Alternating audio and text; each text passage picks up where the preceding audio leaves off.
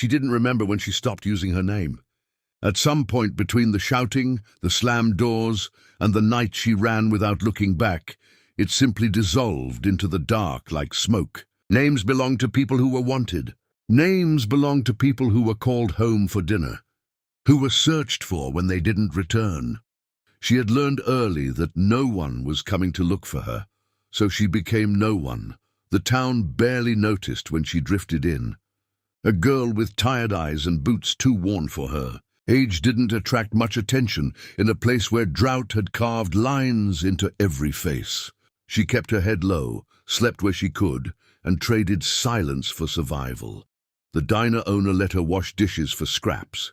The mechanic let her sweep floors for a few coins, but no one asked where she came from, and she never offered. Until the day the storm rolled in. It came fast, the kind of storm that swallowed the sky whole and turned afternoon into midnight. The wind howled like something alive, chasing her down the empty road outside town.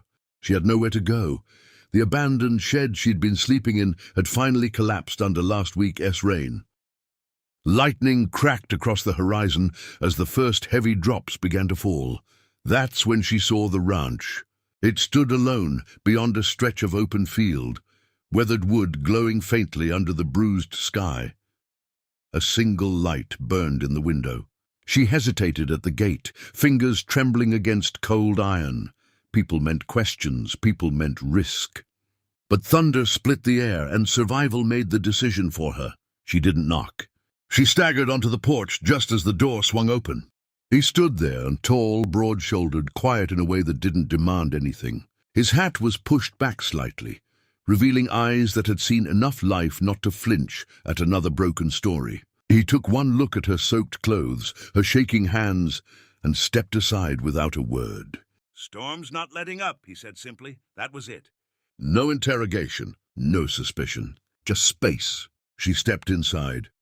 The house smelled like coffee and cedarwood.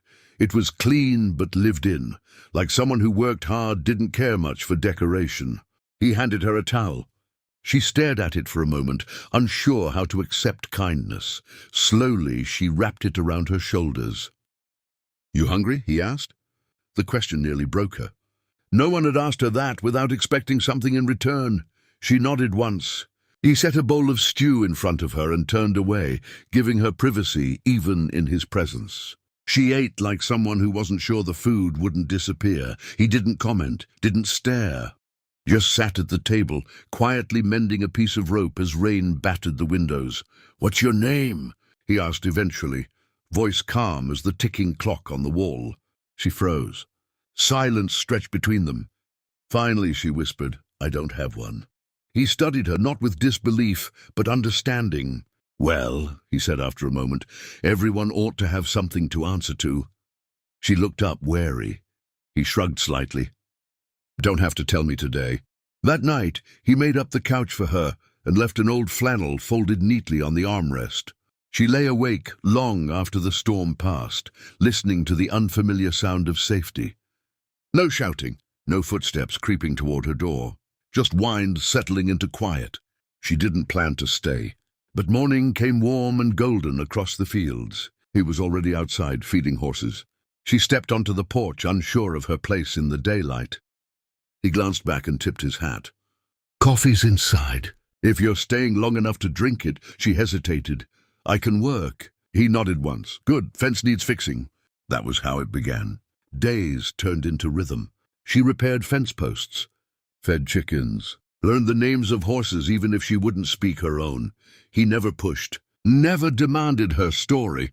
He treated her like she was already worth something. And slowly, terrifyingly, she began to believe it. One evening, as the sun melted into orange across the plains, he sat beside her on the porch steps. "You know," he said quietly, "future doesn't ask much about the past." She looked at him, guarded. "It just asks if you're willing to show up." Her throat tightened. For the first time in years, she imagined something beyond tomorrow, not just survival, not just hiding, but building. He stood and brushed dust from his jeans. "Storm cleared your tracks," he added gently. "Whatever you ran from, it's not chasing you here." She watched him walk back toward the barn, steady and sure.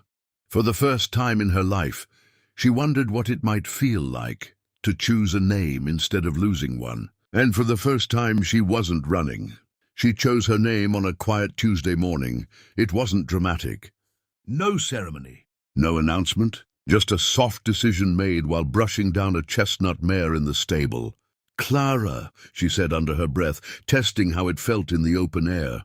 The horse flicked its ear. It felt steady, simple, real. When she walked into the kitchen later, he was pouring coffee. "Morning," he said. She swallowed. Clara. He looked up. "That's my name." There was no surprise in his face. Only a small nod, like he'd known all along she'd find one. "Good to meet you, Clara." The way he said it, like it mattered, stitched something inside her she didn't know had been torn. Life on the ranch wasn't easy. Blisters hardened into calluses. Muscles ached. Some nights exhaustion dragged her straight to sleep, but it was honest work. Predictable work. And in that predictability, she found peace. The town noticed eventually. They noticed the girl who once kept her eyes down, now walking beside the quiet cowboy at the feed store.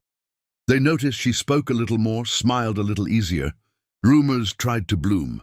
Towns like that always fed on mystery, but he never entertained them, and she never fed them. One afternoon, a stranger rode up to the ranch gate. Her breath caught the moment she saw him. A shadow from a life she thought the storm had erased. Fear slammed into her chest. The cowboy noticed instantly. "Friend of yours?" he asked calmly. She shook her head. The man dismounted slowly, eyes scanning her like she was property misplaced. "You've been hard to find," he called out. The old panic threatened to swallow her whole. But something was different now. She wasn't alone. The cowboy stepped forward, not aggressive, just present. Solid. "She works here," he said evenly. "You got business, you can say it plain." The stranger sneered. "She owes people." Clara felt shame clawed her ribs. Debts from desperate days, promises made to survive. The cowboy didn't look at her. Didn't question, he looked at the man. "Whatever she owed," he said quietly, "she's paid." Silence hung heavy in the air. With a muttered curse, he mounted his horse and rode off. Clara's knees nearly gave out. The cowboy turned to her gently. "You all right?" Tears burned her eyes. Not from fear this time, but from something far more fragile. "You didn't even ask," she whispered. He shook his head. "Past's got sharp edges. I don't need to hold it to know it cuts." She broke then, not into pieces, but into release.